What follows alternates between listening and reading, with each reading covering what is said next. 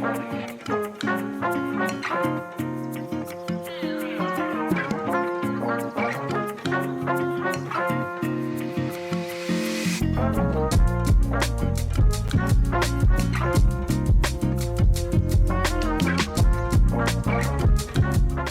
and welcome back to another update.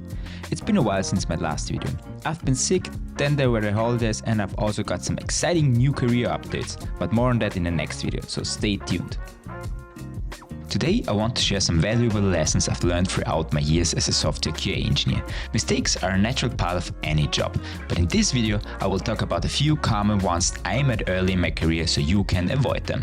As a tester, it's your job to find other people's bugs, but it's just as important to step back from time to time and think about your own mistakes. So let's dive into 7 mistakes every software QA engineer should avoid.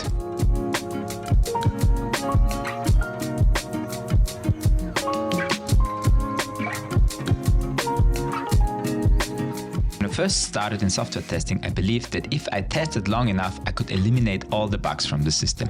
I would carefully go through each user story, ensure everything worked as expected, and assume the system was flawless. But here's the truth. Testing only shows the presence of defects, not their absence.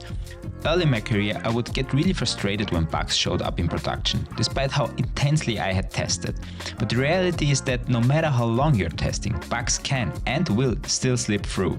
Proper testing reduces the risks of bugs, but it never eliminated it entirely. That's why having a solid testing strategy and test plan from the start is so important. You need to think carefully about how you will approach the testing and communicate this plan with all stakeholders to avoid misunderstandings or surprises later on.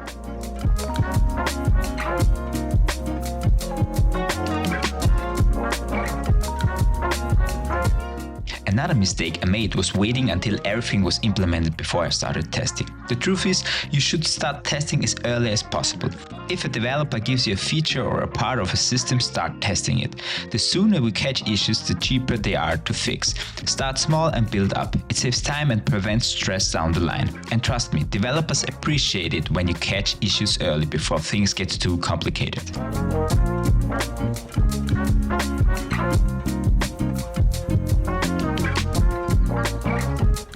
In the beginning, I thought a tester's job was simply to check the defined acceptance criteria. But that's just checking, not true testing. Checking is about confirming that everything works as expected. Testing, however, goes deeper. It's about exploring what could happen beyond the expected. What happens in edge cases? How does the overall look and feel come across? Is the system performing well? These are the kinds of questions real testing aims to answer. As QA engineers, we're responsible for the whole quality picture, not just ticking off a checklist. Our goal is to get as much information about the current system and its behavior, so dig as deep as you can.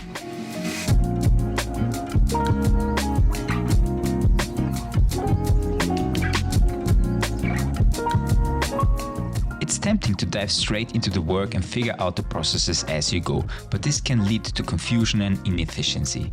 As a QA engineer, part of our job is to define the testing processes up front. This means talking to the product owner, developers, and anyone else involved to make sure everyone is on the same page. I would also argue that as a QA engineer, you should think beyond just the testing itself and consider the processes involved in the whole project. How will the developer hand over the feature to you?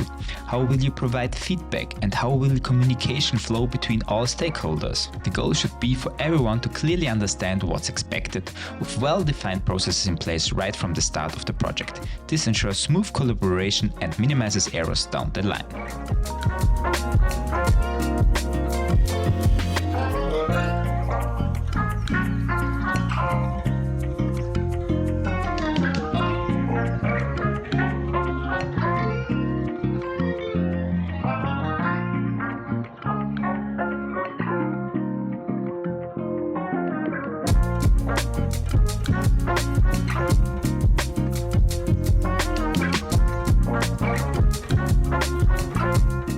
Good documentation is crucial and it takes time.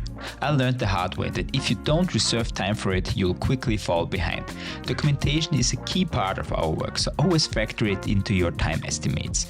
This ensures you have all the necessary information in one place and helps avoid endless discussions about whether something was tested or not.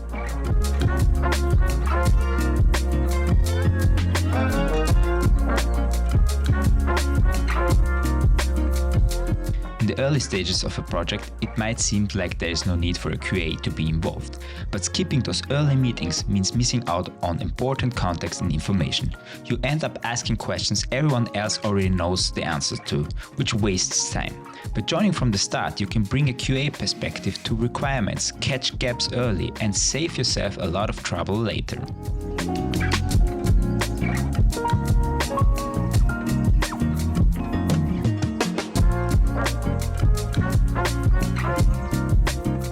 Don't be afraid to report everything you find, even the small stuff.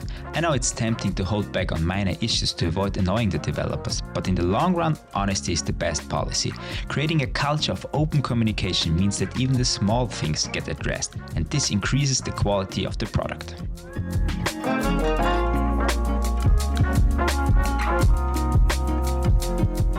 Making mistakes is a part of growing. By recognizing and learning from them, we can improve not only our work, but the quality of the products we help to create. As a test engineer, you're responsible for the system's quality, so it's important to regularly reflect on past mistakes and consider how to avoid them in the future. I'd love to hear about your experiences too. What mistakes have you done as a beginner? Let me know in the comments below.